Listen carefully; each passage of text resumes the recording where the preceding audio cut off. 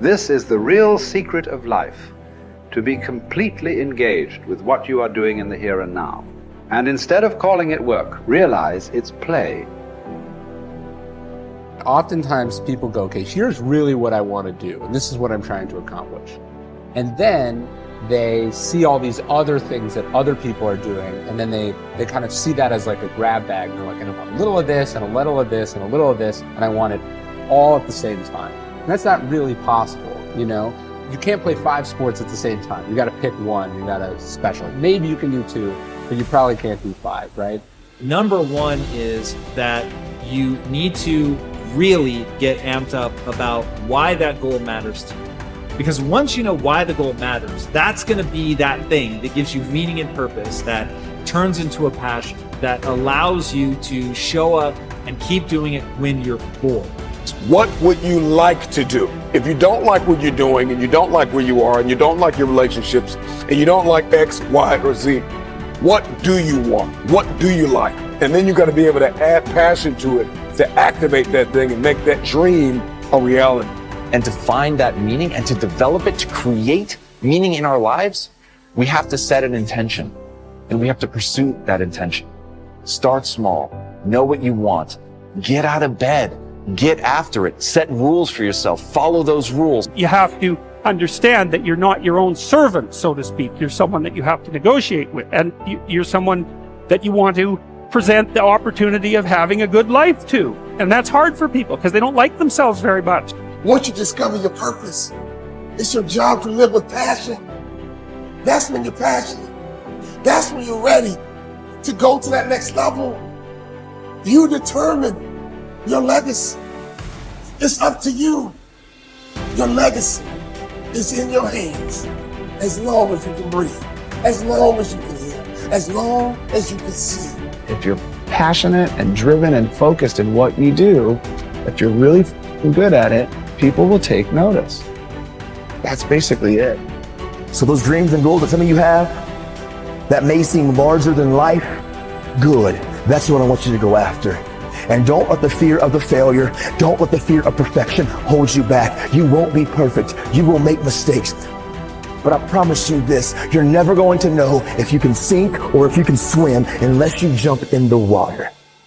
So continue to fight forward. Continue to believe in yourself. Hold on to the possibilities. Get away from the negativity. Push yourself, believe in yourself, and go as far as you can. I will remember that my choices create my reality. My responses create my outcome. I will speak with compassion. I will stay true to my heart. See, whatever you decide to do, look at it and find out what is it that I have that I could bring to the table that can begin to enable me to ensure that I could be successful in this. Where is the opening for you? There's room for you out here in the arena called life. There's room for you to come out and live your dream. Don't allow but to keep you in the corner or keep you up in the bleachers looking at life, being a spectator, not being a participant, making a difference in life. I believe that all of us came here with something. All of us showed up to give something, and that nobody's going to give that service that you have to give. No one's going to produce your product. No one's going to write your book. No one's going to open your academy. No one's going to begin to create your daycare with a special curriculum to help to cultivate the high self-esteem in our children. That's your idea. And if you don't bring your idea out here, when you die, all of us will suffer because we've been deprived of your genius because you allowed but to keep you in the bleachers and not pursuing your greatness. You take it to your grave with you. And that's what most people do. Now here's the simple formula for setting goals. It goes like this. A, work on your goals. That's step 1. Work on them. And I put the word work there deliberately. Setting goals is plain hard work. I don't want to kid you. We haven't come here tonight to kid each other. It's work. I know it's work. That's why a lot of people just let it slide. It's work. Many people work hard on their job, but they don't work hard on their future. They just let that slide. And the work involved is making plans. I know most people don't. I understand that. But don't let that be you. Guy says, well, yeah, you work where I work. By the time you struggle home, it's late. You've got to eat a bite of supper, watch a little TV, get to bed. You can't sit up half the night. Plan, plan, plan. And the guys be good worker, hard worker, sincere. But you've got to be better than sincere, working hard. You've got to be better than a good worker. You've got to be a good planner. Somebody once wisely said, the people who fail to plan are planning to fail. Well said. So work on your goals. Here's step 2. Write your goals down. That's so important. I teach my staff around the world, put your goals in your journal. Because one of the major people you want to study is yourself. So here's the list of goals I put together 3 weeks ago. Here's the list of goals I put together 2 years ago. Here's some of the changes I made, rearrangement of my priorities. I scratched these off, I put these on, I've gotten these. Study your accomplishments, study what your desires are. Put them on paper, write them down. Here's another reason for writing your goals down. It shows you're serious about doing better. And to do better, you gotta get serious. You don't have to be grim, but you must be serious. Everybody hopes things will get better. Everybody hopes. Poor people hope. That ought to tell you something. It means the future does not get better by hope.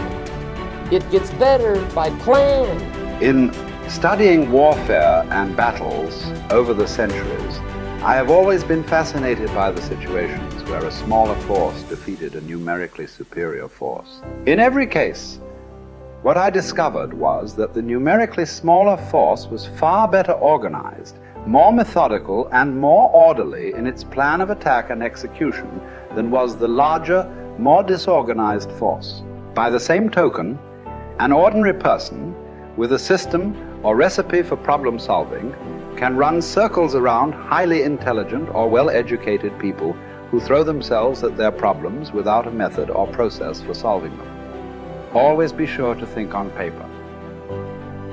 Write things down. There is something that happens between the brain and the hand when you write. You get a greater sense of clarity and understanding with regard to the issues involved. You think better. Your perception is sharper. You actually become smarter and more creative by the very act of writing everything down as you go along and before you make a decision. One of the most important parts of your personal philosophy should revolve around the development of options. The rule is you are only as free as your well-developed alternatives. If your goal is to be happy, successful, and free, you must have choices. There must be more than one thing that you can do in every situation. You can never allow yourself to be trapped with only one course of action open to you.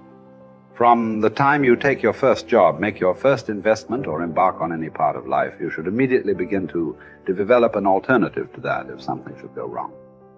Always be looking for ways to use your creativity to add value by doing things faster, better, cheaper, or easier in some way. Just as the word deserve comes from the Latin roots de and servus, which mean from service, you should always be looking for ways to deserve greater rewards from serving your customers better in some way. In the final analysis, as a member of society, as a player, in our economic system, your riches and rewards will come from your ability to serve other people better than your competitors. Use your intelligence and your creativity every single day to find ways to make yourself more valuable to your company, your industry, and your world. This is the true hallmark of personal genius.